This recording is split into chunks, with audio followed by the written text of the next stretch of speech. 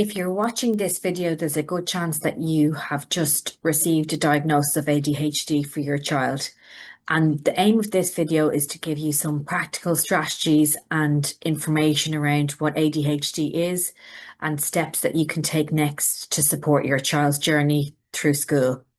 My name is Kate and I'm a psychologist. I'm based in Dubai in the UAE, and my current role involves completing assessments for children who have ADHD. And my experience has been supervising programs in classrooms with children who have ADHD. So I have experience about how it looks like in day-to-day life for a child and strategies and accommodations that we can put in place to help them be more successful in the classroom setting. So today, to start off with, we can just have a think about some of the common questions that come up for parents. And I want you to have a think about your own situation and where you're at the moment, because obviously if you've just had this news, it can be overwhelming. You might be going through a mixture of different emotions. And I think for some parents, they're expecting this diagnosis, so it doesn't come as a big shock. But for other parents, they may not be expecting to get this news, and it can be a lot to take on board. So you need to give yourself that space and time to process what's happened and be kind to yourself at the moment. You may go through lots of different emotions as you come to grips with what you've just been told. And then it's about trying to take the information on board and put practical strategies in place to support your child and support their time in school. And I think as well, just to be conscious that you're not on your own in getting a diagnosis like this. There are many parents that are going through a similar situation, and it's good to try and reach out to other parents and groups, maybe in your area or online, from recommended sources that you can speak to other people that are having a similar experience to you. And if we think first about what the ADHD diagnosis actually means for your child, so it can mean that they've been working harder than their classmates to keep up, and nobody has really understood why. And depending on what age your child is, they may have had years of this experience where they feel like uh, they don't understand why they can't do things in the same way as their friends. They feel that they're stupid sometimes in particular subjects, for example. But when they are interested in something, then they may be able to give really deep and intense focus on the subject, and that will keep them engaged for longer periods of time. And we know from research that it's not to do with laziness or lack of effort.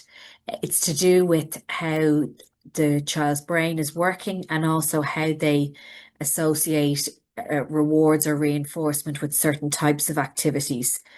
So ADHD is a neurological diagnosis, which means that it's about how the brain is processing and working through information. It's not a behavioral diagnosis, and that means that we can't change a child's behavior. When they have ADHD, it's something that's part of how their brain is made up. Although we can teach them skills and put supports in place to help them to be more successful in the classroom. There are three main presentations with ADHD. So we have hyperactive-impulsive, where you might find that your child struggles to sit still. They're constantly moving around, getting out of their seat in class. They may struggle to wait their turn. For example, in a queue, they could be talking over other people. They struggle to stay quiet. They could be talking excessively. And again, every child is different and they're going to present in a different way in relation to these symptoms. This is just a general overview. We also have inattentive ADHD, where the student or your child may find it difficult to stay focused. It can feel like you're talking to them and they're not listening to you at all. They may struggle to follow through on instructions. They might need a lot of supports to get started in a task. And then when they do get started, they might struggle to keep their sustained attention for the full duration of the task. So they're needing constant prompts and supports from adults to get them to follow through on the work that they're doing. And again, this can be not as noticeable when children are smaller, but as they progress through school and the demands and expectations of the curriculum increase, there is a lot more expectation that children will become independent in following through on tasks and that they won't need as much adult-led support.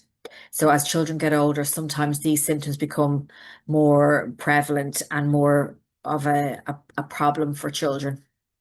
And then we can have a situation where children can have both presentations. They can have both inattentive and hyperactive presentations.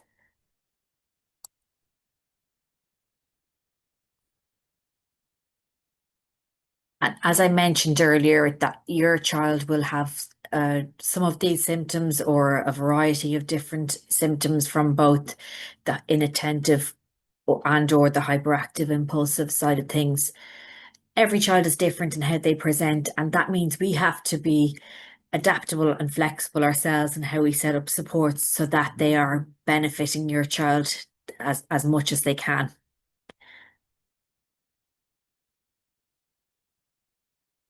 If we go back to your own situation now, and I know from working with parents over the years, there can be lots of different feelings and emotions that can come up when they have a diagnosis. Some parents can feel relieved that they finally have an explanation and they have a name that they can put on it.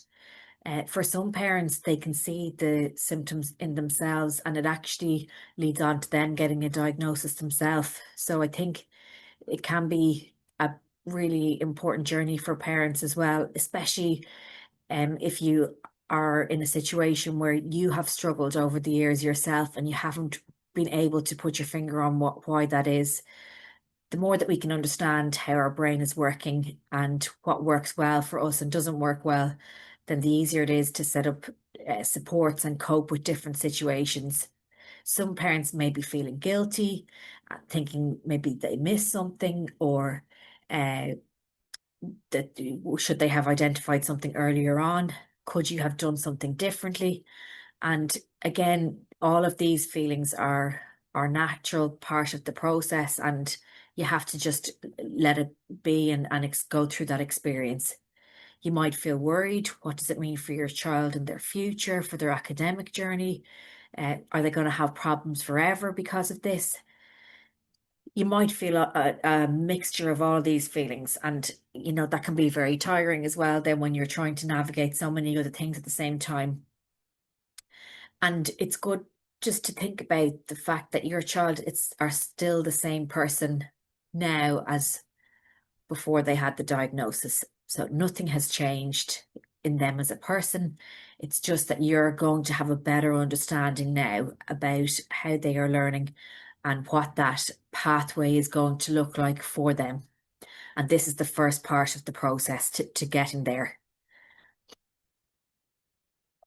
So then if we think about in a practical way, what do we need to do now to move things along? So I want to give you some strategies and things to think about to start putting you on that journey and make it as practical as we can.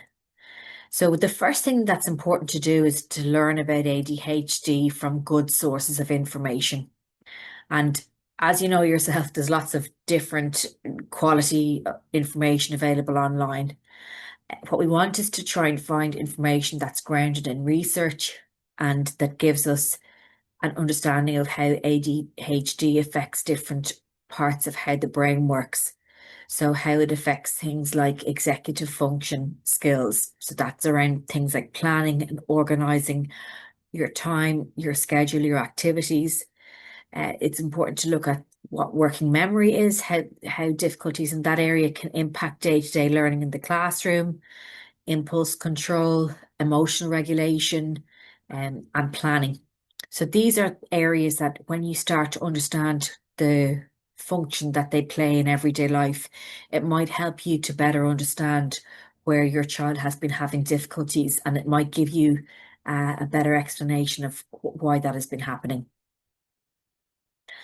And it might also help to take away some of the frustration that both you and your child may have been experiencing, because now you have a better way to understand what's been going on the whole time. The second really important thing then is to talk to your child.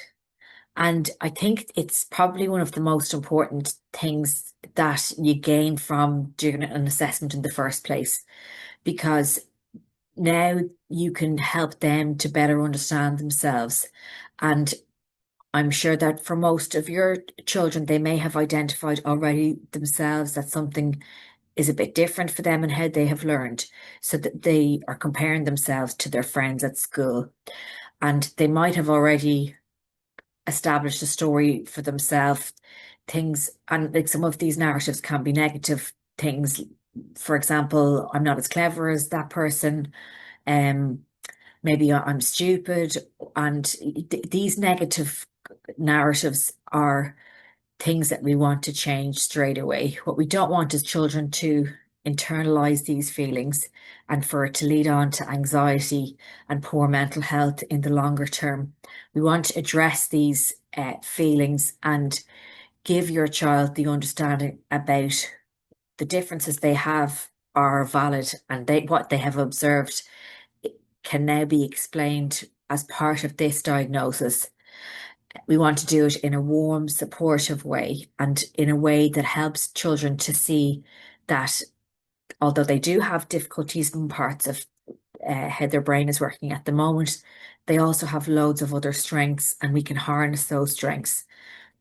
And when we find things that they're interested in and they're finding is something that's appealing to them more, for example, it could be in a science related subject, it could be more practical activities, it could be PE or more physical activities and team based sports.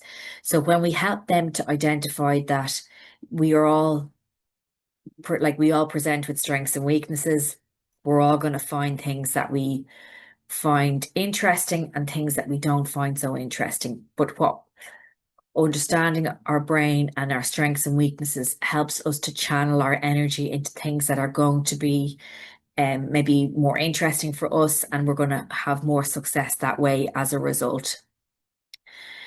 So another really important thing is about connecting with your child's school. So it's good to ask to have a meeting with the school staff. We want to make things as collaborative and team-based in how we proceed as we can. Not all schools are going to be well versed in the topic of ADHD. Some schools are going to be more experienced with it than others.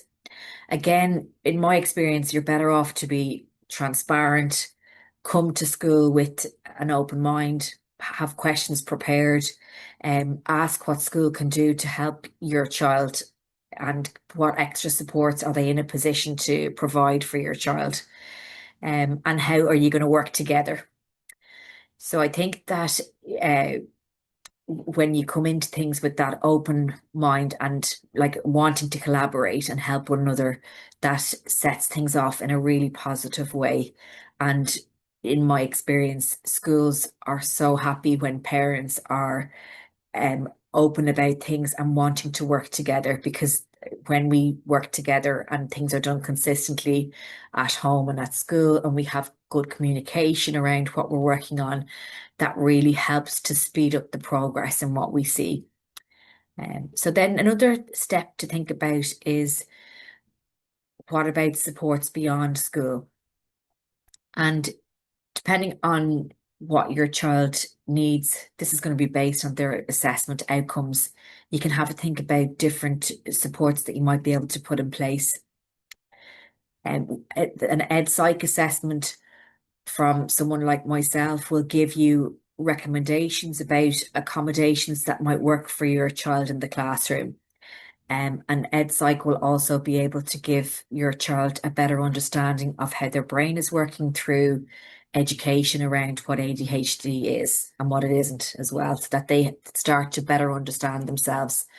And other things then that we can look at are, is there a need for maybe occupational therapy input? So an occupational therapist helps a child to and a family to understand a child's sensory processing needs, and how they can put supports in place to help regulate their sensory processing.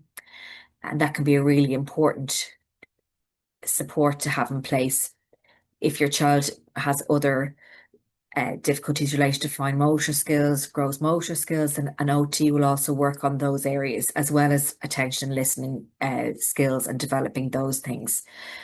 So an OT works across lots of different areas, but there's some of the key things that often come up. And if we think about sensory processing and giving a child a plan of how to access sensory input when they need it, this can have a huge impact on how a child is able to regulate themselves through the day. If they have the opportunity to engage in sensory-based activities, it can help to calm down our system, make us more ready to focus and pay attention in more structured classroom activities. So getting input from an OT can be invaluable. So then it's good to also think about these type of supports that are maybe available to you outside of the school. Some schools will have a recommended list of professionals that they would advise you to contact, or in Dubai, where I'm based at the moment, often schools will have a link up with a particular occupational therapist or an ed psych or speech and language therapist, and they'll be able to recommend people that they've had good experiences with, who will be able to give you the supports that they feel will be most helpful for your child in the classroom environment.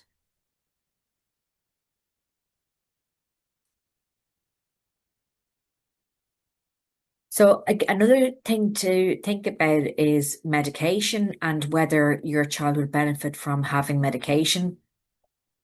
And for some children, it can have a huge positive impact. But again, this is a very individual decision. And it also depends on things like your child's age and maybe the experiences you've had already. I definitely wouldn't rule it out. And I think it's good to also just look up research around it and talk to different people about their experiences, because for some children, it can have a huge positive impact. Often it's best to be done alongside behavioral supports, and alongside therapy as well. And we see good outcomes when we have a coordinated approach to things. And again, it is an individual decision, but the more informed you are about these things, then the better decision that you can make for what's going to work best for you, your child and your family. What does the diagnosis not mean then? I think it's good to spend a little bit of time on this, because sometimes when we think about getting a diagnosis like ADHD, we immediately think about the limitations that it may bring. And I want to just kind of just address this topic, because I think it's important to think about some of the misconceptions around ADHD. It doesn't mean that your child's always going to struggle with friendships or behavior. And when we put good strategies in place, in the right environment, when we engage teaching staff and sometimes the support of additional therapists, we can set up an environment where your child is going to be more successful. And this is good to think about. At the moment, you may be going through a period of it where it's a struggle, and you've a lot of things that you have to overcome, and um, problem areas that you want to address.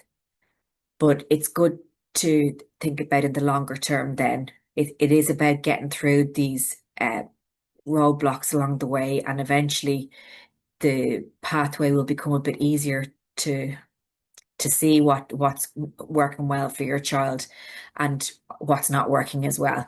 So again, with time and trialing some different approaches, you'll start to find things that will work best for your child. It also doesn't have any bearing on you as a parent and what you've done in terms of your parenting. ADHD is neurobiological in nature, so it's not caused by parenting, by screen time, or by anything you did or you didn't do. So it's important that we don't blame ourselves, because everyone is doing their best, and also that this is a neurobiological based condition. It's not a behavioral based condition.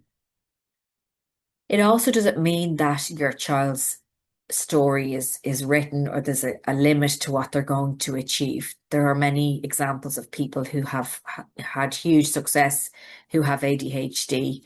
And I think that the best thing we can do as parents is to try and build our own understanding of what it is, then help our children to understand what they're experiencing and to advocate for them when they're at school and to do all we can to get the supports in place for them. When children understand themselves better, then it helps them to be able to better advocate for themselves as they move through school. And it's also in the later years when they're going to university to be able to talk to the counselling departments there and ask for what additional accommodations that they are entitled to. When a child has a diagnosis of ADHD, they are often entitled to apply for exam accommodations where they may get longer time to complete exams. They may be able to do exams in a different room with the support of a scribe or someone else who can help maybe read the content for them, depending on what your child needs. So there is different supports that are available, and it's good that we teach children how to ask for extra help that will help them to be successful. And the more we do this from a younger age, then we give them that autonomy to be able to do it as they move through university and then when they go on to working life as well.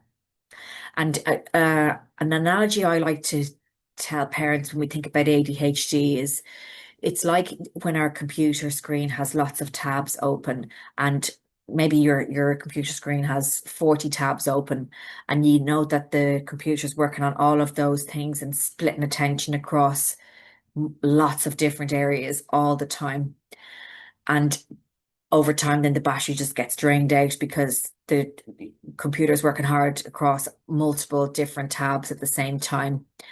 And then sometimes you might have a tab that you're particularly focused on or interested in, and then you prioritize that, and all the energy might go to that particular website or location. And that can be similar to an experience of a child with ADHD.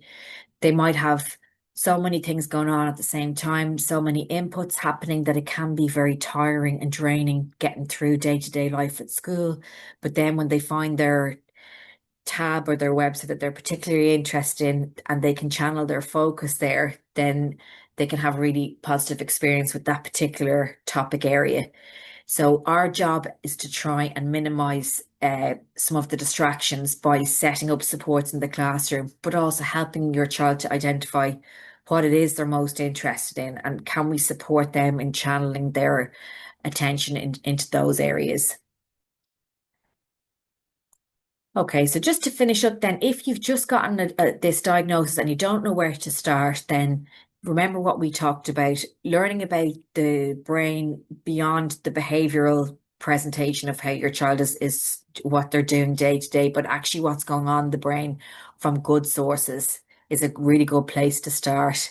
Talking to your child and helping to educate them about what's going on in easy to understand language is really positive. Connect with your school, share the feedback that you've had, discuss things in a collaborative, team-based manner, and try and get the right supports around you individually to protect your own mental health and well-being. And then that transfers on to getting supports for your child as well.